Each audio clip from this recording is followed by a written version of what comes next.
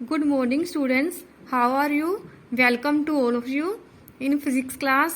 Students हमने third a chapter start किया हुआ है जिसका नेम है magnetic field due to current.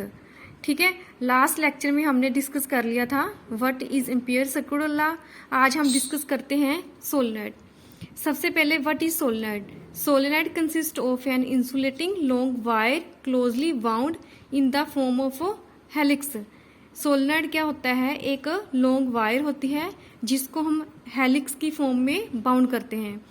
बेटा जैसे हमारे पास स्टील होती है, स्टील के अलग अलग हम कंटेनर बनाते हैं ना, उसको हम ग्लास की शेप में भी मेंटेन कर सकते हैं. ठीक है, प्लेट की शेप में भी मेंटेन कर सकते हैं. ऐसे ही अगर हम कॉपर वायर को हेलिक्स की फॉर्म में बाउंड कर देंगे, this system is called solenoid. It is length is very large as comparison to it is diameter. Let us suppose ये हमारे पास एक सोलेनॉइड है, इसकी लेंथ L है. ठीक है, D इसका ये वाला पूरा डायमीटर है. इसका डायमीटर इसके लेंथ के कंपैरिजन में बहुत स्मॉल होएगा, मतलब कि it is length is very large as comparison to it is diameter. Next हम स्टडी करते हैं, जब हम सोलेनॉइड में करंट पास करेंगे तो इसके टू पोल होंगे, south pole and north pole. वो कैसे होंगे, अगर हम मान लो किसी भी रिंग में करंट को पास कर रहे हैं, एंटी क्लॉकवाइज करंट पास कर रहे हैं, ठीक है, तो उस पोल को हम नॉर्थ पोल कंसीडर करेंगे. अगर सिस्टम में करंट क्लॉकवाइज पास होता है तो उसको हम साउथ पोल कंसीडर करेंगे. देखो ये सिस्टम है एक, इसमें करंट एंटी क्लॉकवाइज पास हो रहा है तो इसमें क्या बन रहा है, एन का मतलब नॉर्थ पोल. और इस सिस्टम में जो करंट है क्लॉकवाइज पास हो रहा है तो इसमें क्या बन रहा है, एस का मतलब साउथ पोल. बेटा अब हम इसको रिंग के थ्रू समझते हैं. लेट अस सपोज हमारे पास रिंग है, जो रिंग की इधर वाली साइड है मतलब कि लेफ्ट हैंड साइड है, मान लो इसमें करंट ऐसे करके क्लॉकवाइज पास हो रहा है. तो जो करंट है लेफ्ट हैंड साइड में क्लॉकवाइज ऐसे पास हो रहा है, तो राइट हैंड साइड से ऑब्जर्व करके देखना जो करंट की डायरेक्शन हमें क्या दिखाई देगी, एंटी क्लॉकवाइज. इसका मतलब इस रिंग के मतलब कि टू पोल होंगे, south pole and north pole. जो लेफ्ट हैंड साइड है उसको साउथ पोल बोलेंगे, जो राइट हैंड साइड है उसको हम नॉर्थ पोल कंसीडर करेंगे. नेक्स्ट हम डिस्कस करते हैं magnetic field due to a solenoid. Solenoid क्या होता है, एक सिस्टम होता है, मतलब कि कॉपर वायर का इसमें करंट पास होता है. हमें पता है अगर किसी भी सिस्टम में मतलब कि मेटल के किसी भी सिस्टम में हम करंट पास करते हैं तो उसके अराउंड क्या प्रोड्यूस होता है, मैग्नेटिक फील्ड. अगर हम सोलेनॉइड में करंट पास करेंगे तो उसके अराउंड क्या प्रोड्यूस होएगा, magnetic field. Late us suppose हमारे पास ये सोलेनॉइड है, इसमें हमने आई करंट पास किया, तो जो इस सिस्टम में मतलब कि सोलेनॉइड में मैग्नेटिक फील्ड प्रोड्यूस होएगा वो इस शेप में होएगा. ठीक है, inside of the magnetic field, inside of the solenoid magnetic field uniform and south to north. क्योंकि हमने 10th क्लास में स्टडी किया है, किसी भी बाहर मैग्नेट में मतलब कि जो मैग्नेटिक फील्ड प्रोड्यूस होता है, जो मैग्नेटिक लाइन ऑफ फोर्स की डायरेक्शन होती है इनसाइड द मैग्नेट, वो साउथ टू नॉर्थ होती है, और आउटसाइड क्या होती है, नॉर्थ टू साउथ.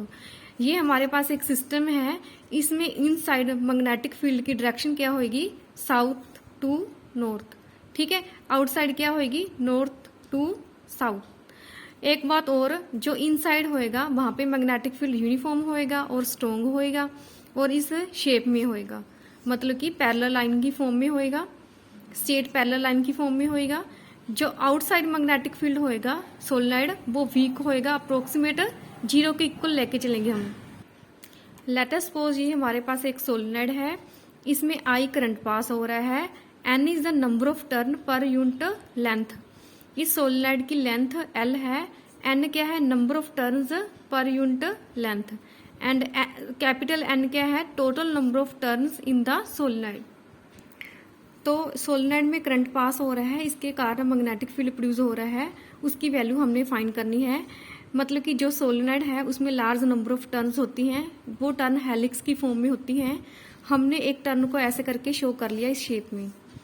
क्रॉस का मतलब है करंट सिस्टम में एंटर हो रहा है, मतलब कि लूप में एंटर हो रहा है. डॉट का मतलब है सिस्टम में करंट लीव हो रहा है. ठीक है, मतलब कि देखो ध्यान से, एरो अपवर्ड मतलब कि करंट लूप में एंटर हो रहा है, एरो डाउनवर्ड मतलब कि करंट लूप में लीव हो रहा है. क्रॉस को हम मतलब कि रिप्रेजेंट करेंगे एंटर करंट से, डॉट को हम रिप्रेजेंट करेंगे लीव करंट से। हमने क्या कंसीडर किया, एक स्मॉल लूप कंसीडर की पी क्यू आर टी। ठीक है, तो एम्पियर सर्कुलर लॉ अप्लाई करेंगे, close loop integration B dot D L. ठीक है, अब हम लूप को ओपन करेंगे।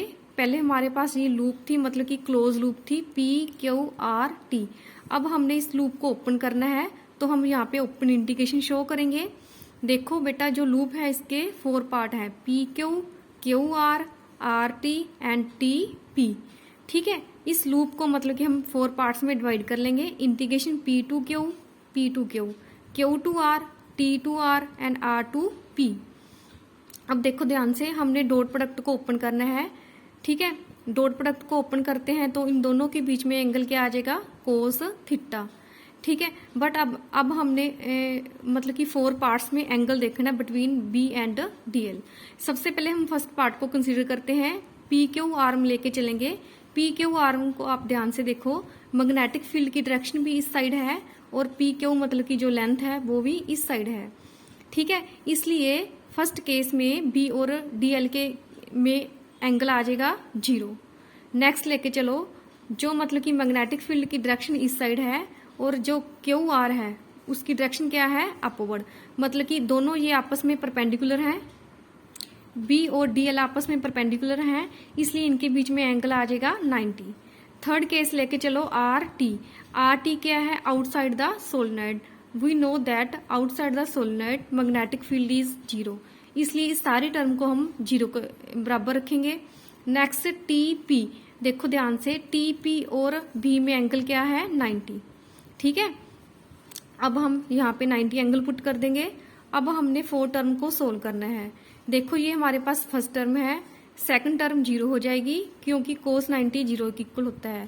थर्ड टर्म ऑलरेडी 0 है, फोर्थ टर्म भी 0 के इक्वल हो जाएगी क्योंकि कोस 90 0 के इक्वल होता है। अब हमारे पास ओनली एक टर्म रहेगी। ठीक है, अब हम क्या करेंगे, इस टर्म को हमने सोल्व करना है। बी को हम बाहर निकालेंगे इंटीग्रेशन से, तो हमारे पास integration P to Q D L. ठीक है, मतलब कि जो लूप थी उसकी हमने लेंथ क्या कंसीडर की थी, एल, इसलिए integration P Q D L किसके इक्वल हो जाएगा, एल के। नेक्स्ट हम एम्पियर सर्कुलर लॉ अप्लाई करते हैं। देखो एम्पियर सर्कुलर लॉ के अकॉर्डिंग क्या होता है, close integration B dot D L is equal to mu naught I. I का मतलब है टोटल करंट। टोटल करंट किसके इक्वल होएगा, number of turn into current. ठीक है, नंबर ऑफ टर्न्स कितनी है, एन, करंट क्या है, I. So close integration B dot D L is equal to mu naught N I. इसको हमने 1 से रिप्रेजेंट कर दिया, इसको हमने 2 से रिप्रेजेंट कर दिया। From first and second we get B L is equal to mu naught N I. N क्या है, टोटल नंबर ऑफ टर्न्स। ठीक है, एल को इसके साथ डिवाइड कर दिया, so B is equal to mu naught N I upon L.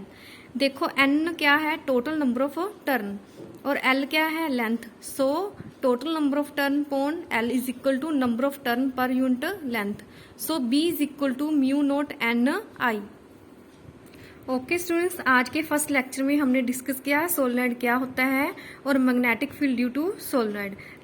Next lecture में हम इसके बेस पे न्यूमेरिकल करते हैं। Okay, thank you.